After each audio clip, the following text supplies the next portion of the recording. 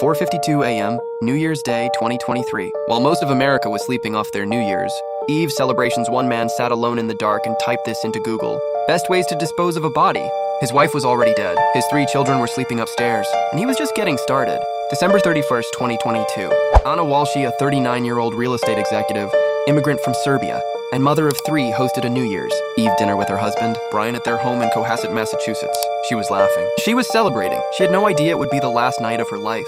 Ana Walshe was everything: a successful real estate executive, a mother of 3 boys, an immigrant who had built a beautiful life in America. She had a $400,000 life insurance policy, with her husband and children as beneficiaries. December 15th, 2022, at an Office Women's event, where she appeared normal and happy. Nobody saw her alive after New Year's Eve.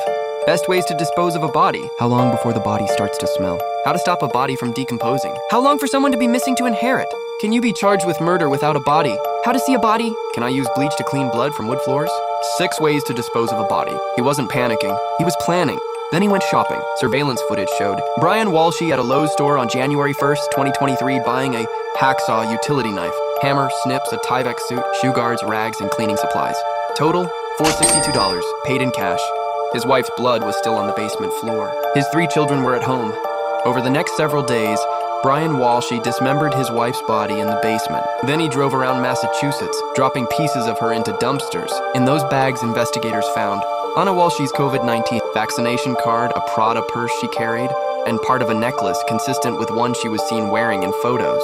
DNA from both Ana and Brian was found on a pair of slippers and a Tyvek suit. Ana's DNA was found on tissues recovered from the bags. He had tried to erase her completely, but he left her behind piece by piece. Ana was reported missing after her employer requested a welfare check at her family's home on January 4, 2023. When investigators arrived, Brian told them Ana had left on January 1st for a work emergency. JetBlue records showed she never boarded any flight. He was lying, and the evidence was already piling up against him. On January 8, 2023, investigators confronted Brian Walshe. He was arrested initially for misleading investigators, but when they searched his devices, the Google searches told the whole story. They also found that Brian had Googled Patrick Kearney, a serial killer known as the trash bag killer, who disposed of his victims in trash bags. He wasn't just covering his tracks. He was studying how to do it better. Walshe pleaded guilty to misleading police and willfully disposing of a human body, but he denied killing Ana. His defense claimed Ana died suddenly and unexpectedly on her own, and that Brian panicked. The jury didn't believe him. A Massachusetts jury found Brian Walshe guilty of first-degree murder in December 2025. He faces life in prison without a chance of parole. Ana Walshe's body has never been found. Her 3 boys are growing up without their mother, and somewhere in a Massachusetts courtroom, the man who Googled how to dispose of her body at 4:52 in the morning will spend the rest of his life behind bars. He thought the Google searches would help him get away with it. They're exactly what convicted him. The True Crime Archive. We don't let them be forgotten.